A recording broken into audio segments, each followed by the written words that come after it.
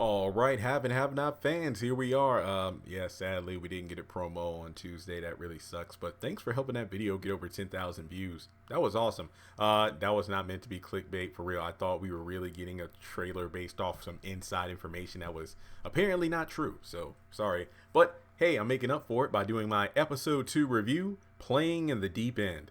And my gosh, just watching.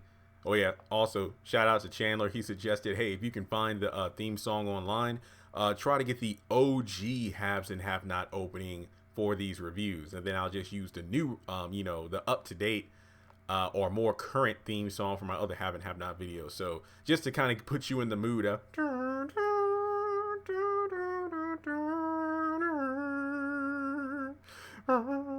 Yeah, the OG. For real, watching, like, for if you haven't, like, go on Hulu or okay, just go to Google, type in the haves and the have nots, and you'll see multiple outlets that have the episodes. For real, like, if you don't have a Hulu account, you can find it online, but I'm not going to say where because I don't know who's listening to this video and they might go to those particular websites and flag it. But trust and believe, if you go to Google, type in the haves and the have nots, you'll see multiple results. And yeah, but in any case, I had forgotten that watching the first, it's like so amazing to see like the different level of like camera work and angles that were in the first couple of seasons of the show compared to where the show is in and now. I like them both, like how the show is shot now versus how it was in the past, because watching season 1 of the haves and the have not, or at least the first 2 episodes, because that's how far I am in my rewatch. Watching those episodes is like a daytime soap opera, but at night. And that's honestly what the haves and the have-nots was when it first came on. Before it got hella crazy, it really felt like watching One Life to Live or General Hospital, but at a 9 p.m. slot on the OWN network. So man, it was great to rewatch an episode. So make sure you like the video, subscribe, hit the bell notification icon, and follow me on social media. Links are in the description below. And if you want me to continue this rewatch series, make sure you support it. Go ahead and watch the videos, comment, share them, because the more views I get on the rewatches, the more motivated I am to actually do them. I mentioned this in the Of Loving You Is Wrong video, where my Have and Have Not episode 1 review dang near 3,000 hits. My If Loving You Is Wrong episode review barely 700. So if Loving You Is Wrong, if those rewatches don't get a lot of views, probably just going to do the haves and the have nots. And if I do that, more than likely I'll do multiple reviews per week. But here we go, episode 3, Playing in the Deep End. So we got Catherine cleaning, I believe, her nightgown in the sink. It looks like she was telling Hannah, I got some red wine stains in them, but of course we know, it's blood stains because she was suffering from breast cancer. And Hannah's just trying to make up for last night when she dumped the drinks on her guest Candace. And Catherine's kindly telling Hannah different things that need to be done, like dry cleaning and make sure you wash this and wash that. And she goes into her room, and Jim says, hey, I'm heading off to the office. And Catherine, is in there crying because, again, she's literally dying in front of her family, but nobody notices because she's trying to keep it to herself. We go over to Jim and Candace in his private study in the mansion, and she's basically once again demanding the $100,000 in cars by the time he gets home from work, and then she'll leave him alone. Candace and Amanda are studying in I believe they're in, it's not Jim's office. I believe it's in one of the living room areas of the house. Basically, they're studying for their law school classes, and Wyatt and Jeffrey come in. Wyatt is just being aggressive and snapping on everyone, specifically Candace, saying that, oh yeah, it's like, you're into old guys, aren't you? Because obviously episode 1, he saw Candace and Jim step out of his study in the middle of the night. But Jeffrey explains that, hey, he's 48 days clean. Celine steps in briefly because she's about to make breakfast and ask everybody what they want.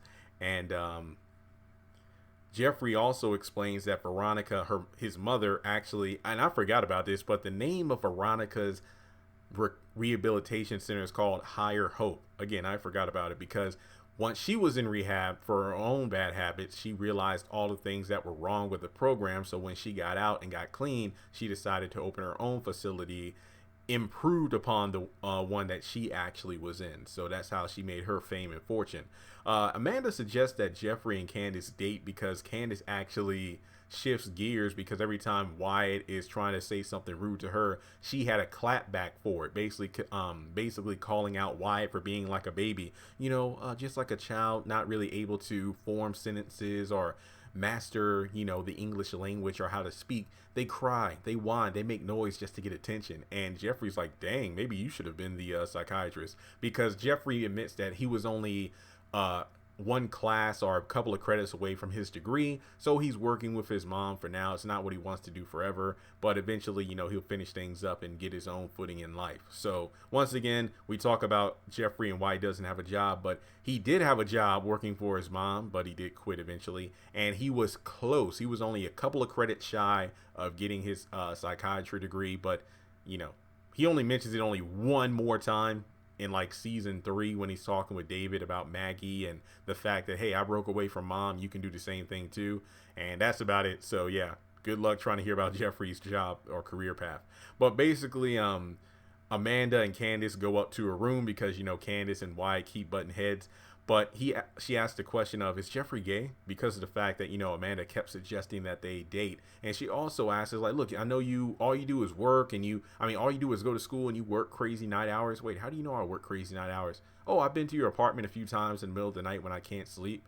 And Candace is like, well, you should really, call and make sure, you let me know when you're coming instead of just popping up. But Amanda's like, well, we're friends, so it shouldn't matter.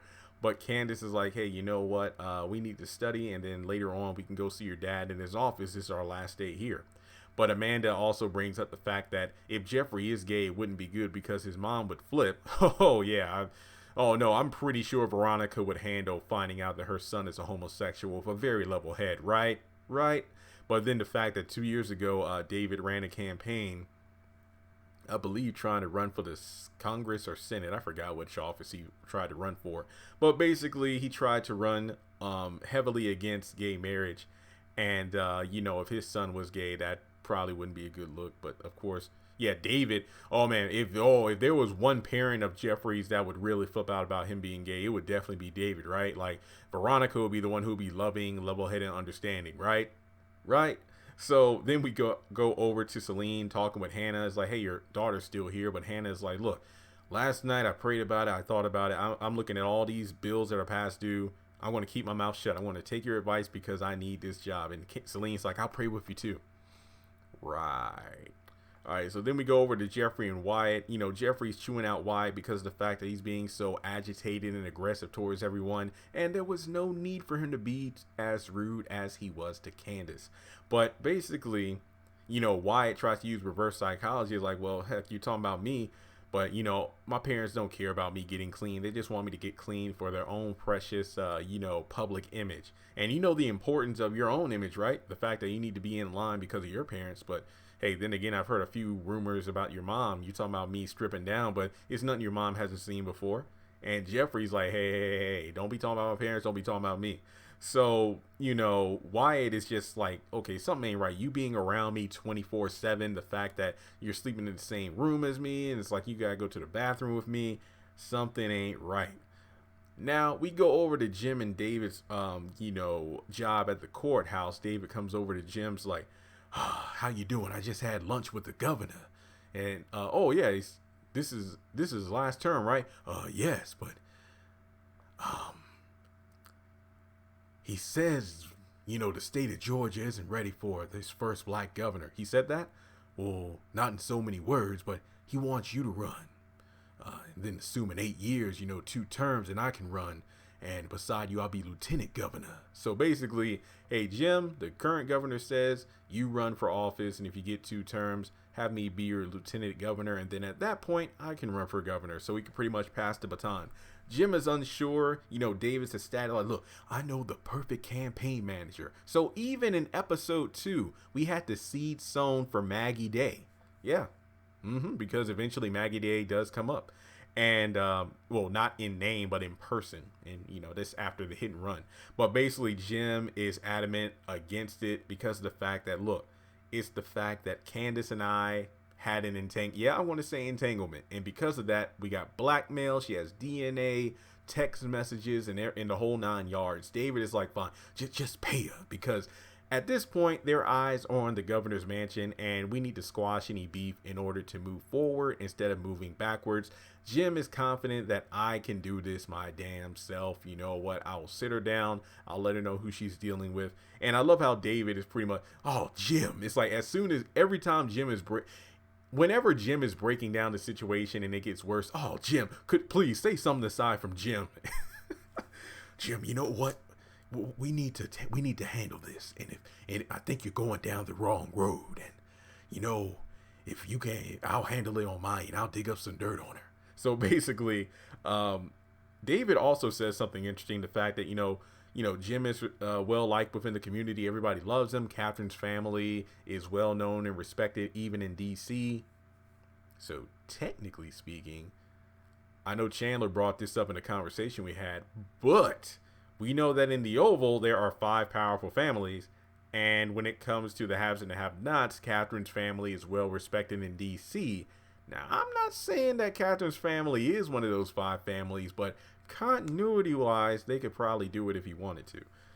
Seriously, I mean, just because he could do a haves and have-not Oval crossover, but it doesn't have to mean that the haves and the have-nots crossing over with the Oval would be in the same exact continuity. So it's like, great example here. The Batman in Teen Titans Go is obviously not the same Batman from the Justice League cartoon from the 90s and early 2000s, just to throw that example in there. So like the Crier family from the hell, if you do a haves and have-nots and Oval crossover, Amanda could still be alive. That's going to be a great video in the near future. Boom. Okay, so sorry, get off the episode review like that. But the next scene, we briefly have Candace and Catherine walking opposite ways up the stairwell. And it's like, oh, you have a beautiful home. Oh, there's always something to do. And then Catherine's bedroom, you have Candace looking around, sitting in the bed, just admiring this beautiful home. Hannah confronts her about, what the hell are you doing up in here? And as she goes into the closet, she's like, Amanda, she told me she's never had leftovers before, never had roaches. On her 5th birthday, she got a horse. On her 16th birthday, she got a car. Her and the family vacation like twice every year, especially for the holidays. And you want to know, Catherine, she has 3 other siblings. Her father was worth $200 million. So if I'm not mistaken, my math, assuming it was 200 million when he died, because it's not all cash. There's assets, equity, all that stuff. So essentially each child got $50 million. But then that begs the question of I don't think they all got 50 million, because remember that the will that Catherine's father left behind gave money to both Amanda and Wyatt when they turned, 18 or 21? I think it was like, how much was Wyatt's inheritance? Was it because he blew some of the money? I want to say I know we're going to find out once I get into like close to episode 15 or 17, but was it like 15 million or 12 million or something? I forgot. But either way, it was a lot of money.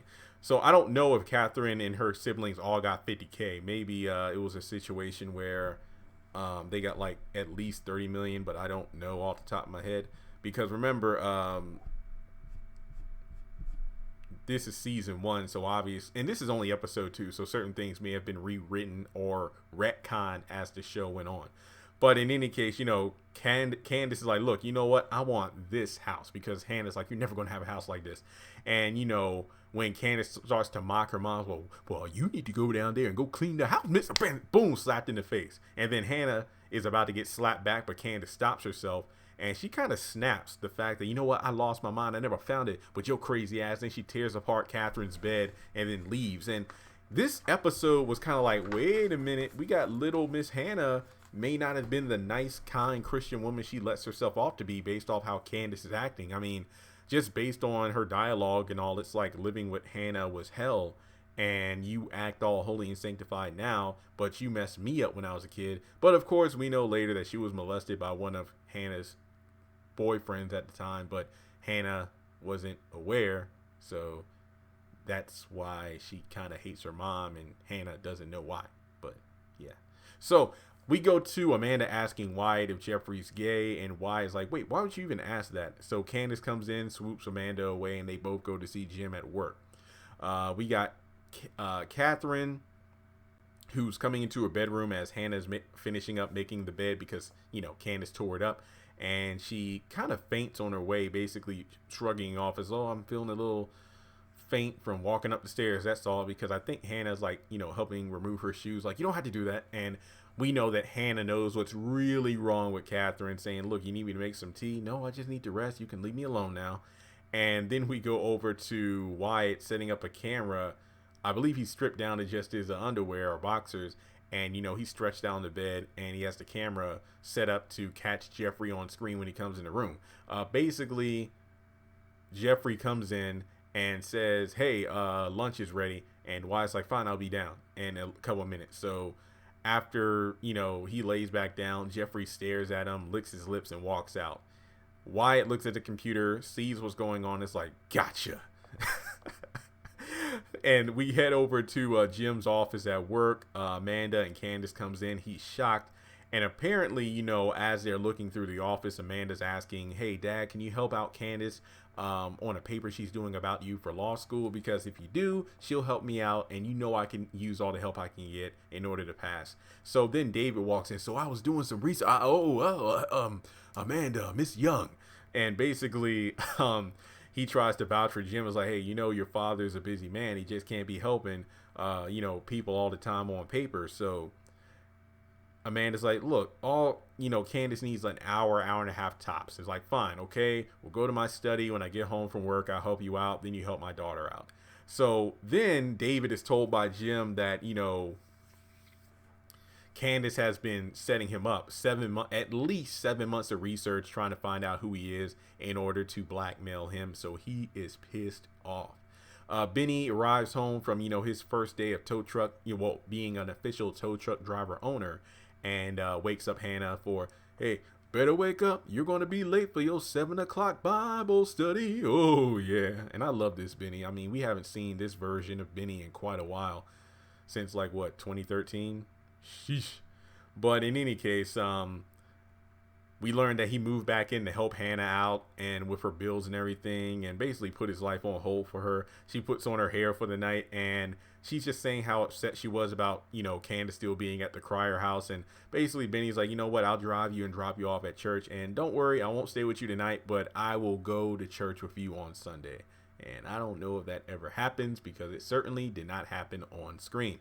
Then we have Candace and Wyatt. I believe that, Wyatt just kind of burst into Amanda's room while Candace is in the closet. He pretty much confronts her about the fact that, hey, I saw you and my father leave from his study late at night, last night. I know you're into old guys. So basically, he's trying to kind of blackmail her. Here's a friend of mine. Go down town to meet him. Be back in an hour with these drugs. And he tries to choke her because he calls him out for being dumb and weak. It's like, you have everything spoon-fed to you on a golden silver platter, and you don't even recognize how well you have it. And basically, if you ever touch me like that again, I will hurt you more than heroin ever would. And honestly, I remember back in the day thinking Candace and Wyatt have a lot in common. So then we get to the final scene of Candace coming into Jim's study, basically, hey, I have the books, I need your help for this paper. Oh, you don't want to play any games? You want to get right down to business? So Jim tells the story of a man he got off during his early days of being on the bench as a judge. Basically, a man who was clearly guilty. He was guilty of making women disappear. There was just so much evidence stacked up against him that I just had to let him go for justice to be served. People were mad, but oh well. I think this was a nod to, obviously, Malone, because he talks about how every birthday, basically every holiday, I'd get a card from this person telling me, hey, thanks for getting me off. And if you ever have problems with a woman and need to make them disappear, hit me up. But I've never had to do it. So basically, Candace is like, well, you think that scares me? You think death scares me? I grew up around drive-bys, killings, robberies, and everything like that. Death. This is nothing. So she goes over, locks the door, takes off the jacket, starts going in on Jim, shoves him. I ain't going front.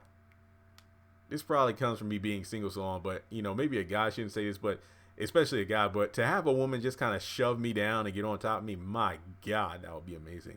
Especially Tinka Sumner. Whew. I forgot how these early episodes were so steaming. So, you know, this is like when Jim is trying to like, nope, nope, nope, no, I don't want, okay, fine, I give in, I give in, I give in. So that's the end of the episode. But also kind of going back, because Jim made a point to say that man, Malone, who made women disappear, hated women. So does that mean we have a gay Malone member, or is it just a Malone member who just hates women in general? And if they hate women, and this happens to be a Malone, are they like a rogue member of the Malones? Because guess what? Mama Rose, the head of the Malones, is a woman. So, But yeah, that was episode 2. Very good. And let me see, what would I rank this episode? Because we have decent setup. But at the same time, I am mad about certain things because the Candace and Hannah dynamic obviously retconned in some ways in terms of the past. But I would give this episode a solid 9 out of 10. So that's episode 2 of the Haves and the Have-Nots. And like I said before, support this video. The more support it gets, the more views, the more motivated I am to do them. So please, if you'd like to donate to the channel, hit me up on PayPal or Cash App, or join my Patreon for as little as $1 a month. Thanks so much for tuning in, and I'll catch you all in the next video.